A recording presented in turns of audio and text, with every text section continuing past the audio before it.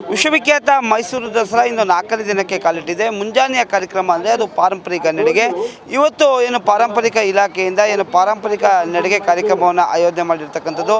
ಈ ಒಂದು ಪಾರಂಪರಿಕ ನಡಿಗೆ ಕಾರ್ಯಕ್ರಮದಲ್ಲಿ ಇವತ್ತು ಭಾಳ ಪ್ರಮುಖವಾಗಿ ಸಾಕಷ್ಟು ಜನ ವಿದ್ಯಾರ್ಥಿಗಳು, ಯುವಕರು ಕೂಡ ಭಾಗಿಯಾಗಿರ್ತಕ್ಕಂಥದ್ದು. ಕಳೆದ 3 ದಿನಗಳಿಂದಲೂ ಕೂಡ ವಿವಿಧ ರೀತಿಯಾದಂತಹ ಕಾರ್ಯಕ್ರಮಗಳ ಆಯೋಜನೆಯನ್ನು ಮಾಡ್ತಿದ್ರು. ಭಾಳ ಪ್ರಮುಖವಾಗಿ ಮೊದಲನೇ ದಿನ ಈ ಒಂದು SD ಬೈಕ್ನ ಒಂದು ಪಾರಂಪರಿಕ ನಡಿಗೆಯನ್ನು ಅಥವಾ SD ಶೋವನ್ನು ಮಾಡಿದ್ರು. ತದಾದ ನಂತರ ನಿನ್ನೆ ದಂಪತಿಗಳಿಗೆ ಟಾಂಗಾ ಸವಾರಿಯಲ್ಲಿ ಪಾರಂಪರಿಕ ಉಡುಗೆಯನ್ನು ತೊಟ್ಟು ಟಾಂಗಾ ಸವಾರಿಯನ್ನು ಮಾಡಿದ್ರು. ಆದರೆ ಇವತ್ತು ವಿದ್ಯಾರ್ಥಿಗಳಿಗೆ, ಯುವಕರಿಗೆ ಒಂದು ಅರಿವನ್ನು ಅಥವಾ ಪಾರಂಪರಿಕ ಕಟ್ಟಡಗಳ ಮಾಹಿತಿಯನ್ನು ಕೊಡಬೇಕು ಅಂತೇಳಿ ಪಾರಂಪರಿಕ ತಜ್ಞ ಆಗಿರುವಂತಹ ರಂಗರಾಜು ಅವರು ಪ್ರತಿ ವಿದ್ಯಾರ್ಥಿಗಳು ಕೂಡ ಮಾಹಿತಿಯನ್ನು ಕೊಡ್ತಾ ಇದ್ದಾರೆ. ಈಗ ನೀವು ನೋಡ್ತಾ ಇರ್ಬೋದು, ಇಲ್ಲಿರುವಂತಹ ಪ್ಲೇ ಕಾರ್ಡ್ಸ್ಗಳನ್ನ ಗಮನಿಸ್ಬೋದು. ಪ್ರಾಚೀನ ಸ್ಮಾರಕಗಳನ್ನ ಉಳಿಸಬೇಕು ಅನ್ನುವಂತಹ ಪ್ಲೇ ಕಾರ್ಡ್ಸ್ಗಳನ್ನ ಎಲ್ಲ ಪ್ಲೇ ಕಾರ್ಡ್ಸ್ಗಳನ್ನ ಮಾಡಿರ್ತಕ್ಕಂಥದ್ದು.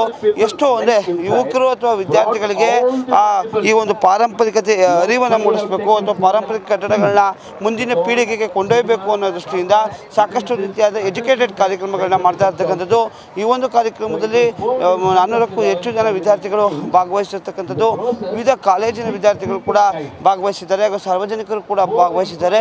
ಭಾಳ ಪ್ರಮುಖವಾಗಿರ್ತಕ್ಕಂಥದ್ದು ಅಂದರೆ ಇಲ್ಲಿ ಬರುವಂತಹ ವಿದ್ಯಾರ್ಥಿಗಳಿಗೆ ಹೆರಿಟೇಜ್ ಬಗ್ಗೆ ಅಥವಾ ಹೆರಿಟೇಜ್ ಕಲ್ಚರ್ ಬಗ್ಗೆ ಅಥವಾ ಪಾರಂಪರಿಕತೆ ಬಗ್ಗೆ ತಿಳಿಸಬೇಕು ಅಂತಕ್ಕಂಥದ್ದು ಮಹೋದ್ದೇಶ ಆಗಿದೆ.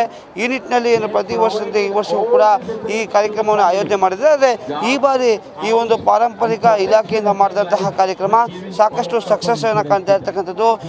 ಮೈಸೂರು ಅಲ್ಲದೆ ಮೈಸೂರಿನ ವಿವಿಧ ಭಾಗಗಳಿಂದ ಬಂದ ವಿದ್ಯಾರ್ಥಿಗಳು ಕೂಡ ಈ ಒಂದು ಕಾರ್ಯಕ್ರಮದಲ್ಲಿ ಭಾಗಿಯಾಗ್ತಾ ಇದ್ದಾರೆ. ವಿದ್ಯಾರ್ಥಿಗಳು ಕೂಡ ಕೈಪಿಡಿಯನ್ನು ಬ್ರೋಷರ್ಸನ್ನು ಕೊಟ್ಟಿದ್ದಾರೆ.